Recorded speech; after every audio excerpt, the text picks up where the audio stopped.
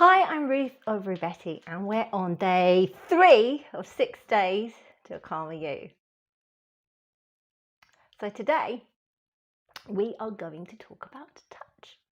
Now it's slightly different to the taste sensation which we talked about on day 1, but touch is obviously all around us. And when we feel disconnected with ourselves, we lose our ability to feel calm. Perhaps you feel on edge, and then that way all of your sensations are ramped up, and this may give you the feeling of irritability. So we're going to try and bring that irritability down, and touch is one of the things that will help you. Now, if you have any pets, brilliant. Stroking their fur is a proven way to calm anyone down. I know that a cat's purr is so lovely and it makes you feel really gorgeous inside. So if you have pets, grab one, chuck them on your lap, give them a little stroke through the day, and this will help you ease any tension, any irritability that you may have.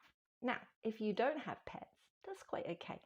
You can find fabrics that give you that same sensation. Perhaps velvet is something that you enjoy to touch. I know that I can't rub it the other way because it makes me feel worse, but as long as you get the grain of the velvet, then everything feels good. So anything microfibery, furry, perhaps a fake fur rug, perhaps silky fabrics, anything that you can get a sensation that makes you feel good. And that's the key to everything of information I'm giving you this week. If anything doesn't work for you, then that's quite okay. Then we just skip that part and move on to something that works for you, because it's all about connecting with yourself. And this is not a one size fits all.